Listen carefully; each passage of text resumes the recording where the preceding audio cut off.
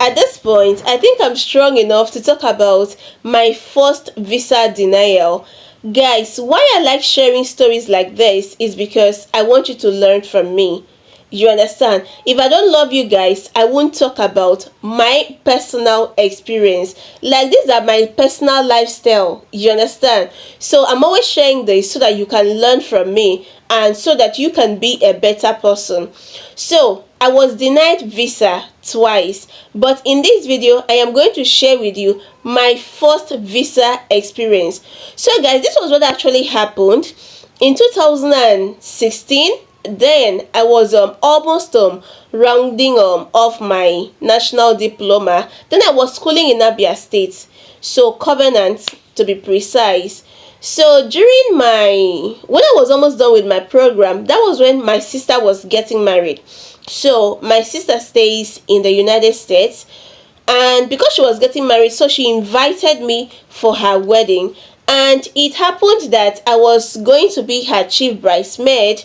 So all the documents, everything, I had all my documents, I had everything and all of that. So the necessary document that she was supposed to send to me, like her bank statements and everything, her passport, everything, she had sent them to me. So the registration process and everything, all those things were done by my sister, because then I was younger, I didn't really know more about visa application. Hello my beautiful people, you're welcome to my YouTube channel. If you're coming across my video for the very first time, you're welcome in. All I want you to do for me is for you to kindly subscribe to my YouTube channel, kindly like this video, kindly leave a comment in case there is anything I will say or anything I have said that you do not understand. Of course, if you do that, I am going to reply. Then share my videos, let other persons see my channel through you. Now that you have done that, let us go straight to it. Guys, believe me, you are going to learn from this story.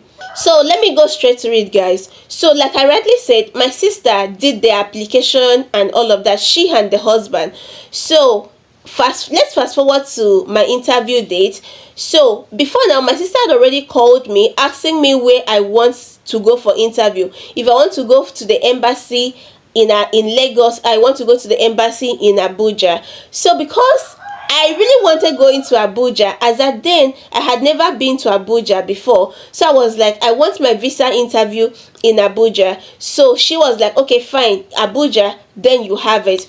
So I went to GTB, I paid for my visa interview. Then my visa interview was 50,000. I can still recall. I went to bank, I made the payment and all of that. So I left for Abuja a day before. My sister was supposed to book a flight for me and then book an hotel. So this was what actually happened, because then I had never been to Abuja before. So I was just like, how will I navigate my way to the embassy and all of that? So then I had this friend who stays in Abuja, like his family stays in Abuja. So he knows Abuja much better. So he was not like, okay, instead of me getting a hotel in Abuja to spend the night, that I can stay in their house. So let's just go to Abuja together.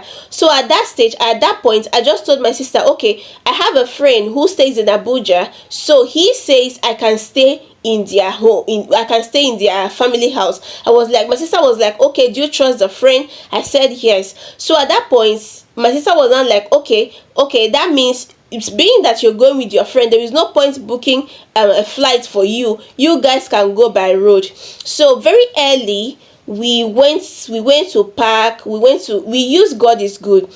We used God is good motors. We went to park. Then off to Abuja. Guys, this was what actually happened. Because we left very early, around 5 a.m. we were done betting and all of that. So he left his home to my own to my house. Like from his house to my house was around that kind 300 naira. So he came very early. When he came, you know women now, as at then I had not even baited, so I had to quickly bait, but I had arranged my bag that I was going to the embassy with. So I quickly baited, and before 6 o'clock we were already at the park. So we got our ticket, waiting for us to move. So at the park there, we use God is good. Did I mention that? So at the park there, we got food. We got the abacha. We got abacha with bobo and all the shiki, you all know now. If you're Igbo, you know what I'm talking about. So we ate it. So I'm this kind of a person that anyway, it is no longer happening to me. Like if I stay in a vehicle for a very long time, I'll just have to maybe throw up because of I don't really know what was always causing that as at then. You understand? So we got two seats, myself and him. So as we were sitting, guys, did I tell you guys what happened? I threw up. I threw up. Like I just threw up. I was feeling, you know, when someone throws up now, like you'll be feeling uncomfortable and all of that. That my friend really tried for me. So I was just looking for comfort. So guys, from Aba to Abuja, it took what, like more than 10 hours. So we drove down there. When we got to Abuja, it was around 10 p.m. 10 p.m. So we got there. He called the sister came to park, took us to the house and all of that. So very early in the morning we headed to the embassy. So when we got to the embassy, at this point in Abia State, I had photocopied some of my documents because that my friend felt we were running out of time. So he was like, when we get to Abuja, we were going to photocopy the rest of the documents that we didn't. Guys, when we got to the embassy, when we got close to the embassy, the price of photocopying something was very high. Like I was mad at my friend. I was like, I told you we should photocopy this thing at Aba. Now you brought me here. Photocopying is quite expensive close to the embassy. But because I needed those documents desperately, so we photocopied everything irrespective of the amounts that we were charged. So it was not permitted into the premises of the embassy. So because I was only one traveling, I was only one who went to the embassy. Guys, when I got there, the queue that I saw, the queue at the embassy, like so many persons wanted to jackpot. So I got there, I went through series of checks. They checked me and all of that. So when it literally got to my turn, so before now, my sister actually prepared me for the visa interview. She was not like, oh, I need to show evidence that I will come back to my country. You know, one thing about traveling out of the country, you need to prove that you will definitely come back to your home country, that you have that one thing that is going to bring you back to your country. So at that point, I was using my school as something that will definitely bring me back. Mind you, as at then, I was done with my final exams, but I had not defended yet. So if you are someone who has schooled before in Nigeria, you know that after your final exams, you have to write your project, write your project, you have to do your project defense and all of that. So I had not defended. So at that point, because it was during that interval, I had already written to my school that I have my visa interview, I'm traveling to the United States and all of that, that they should please see how they can pardon me for some of the activities I was supposed to do during that interval, that once I return I was going to do that. Like it was a kind of suspension or something, you understand. So one of the school was actually a kind-hearted person. She was like, okay, fine, no problem, as long as it is studies suspension, I can always come back to it at any time. So guys, this was what literally happened though. After the whole checks at the embassy and all of that, they checked my passport, they checked the what I was putting on. I had to remove my shoes and all of that. You know, the normal checking now. So even some of this checking, they do it at the airport. So that was those were the things that I went through at the embassy.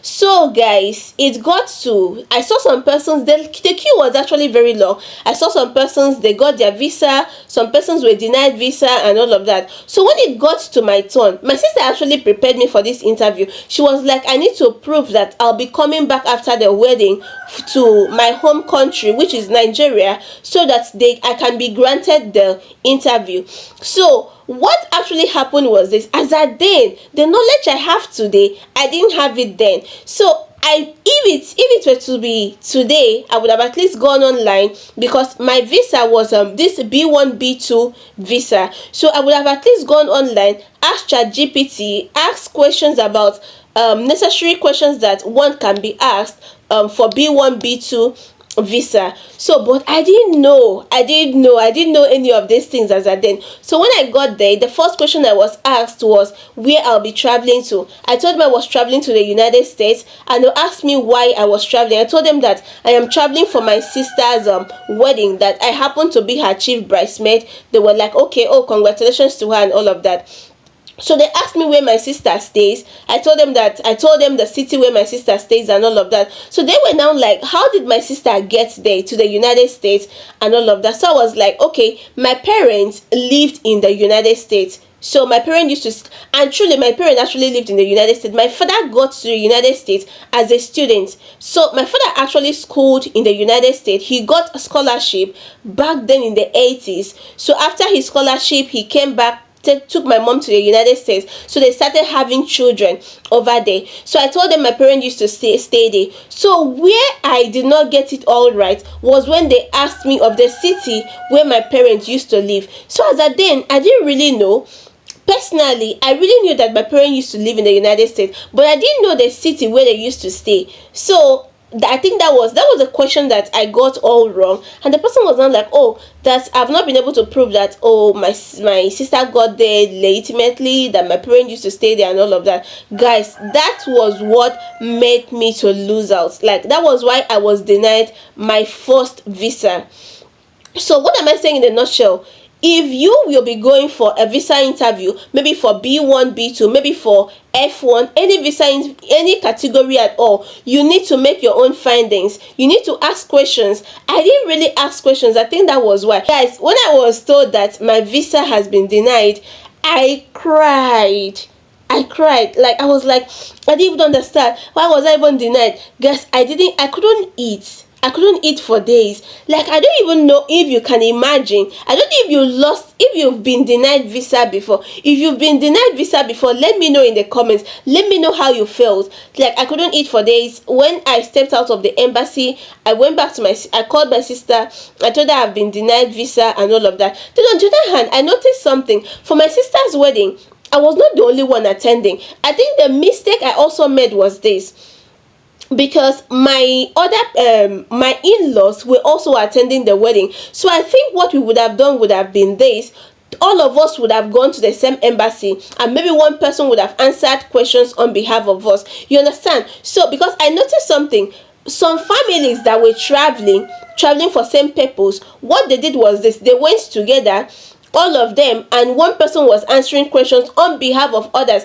And for a question that the other person could not reply, the another person will answer. So you now see that. So you now see that they had the chance. They had the chance of traveling, all of them. But you know the disadvantage: if that one person answering the question does not get it right, it therefore means that all of them will now be denied the visa. You understand? So I think the mistake I made is that I went on my own. If I knew earlier that my in-laws would be going to the Lagos embassy, maybe I should have joined them to the Lagos embassy, so that all of us would just, as they are answering the question, all of us will just get approved at once, or maybe all of us will just get denied at once. You understand? So guys, let me know how your experience was. I actually cried though. I cried. I felt so bad. I was like, God, why? That was my first opportunity of leaving the country. Like, not just leaving the country, maybe because most persons, they leave the country, but they leave to another African country. That was my first opportunity of leaving the country to a first world country.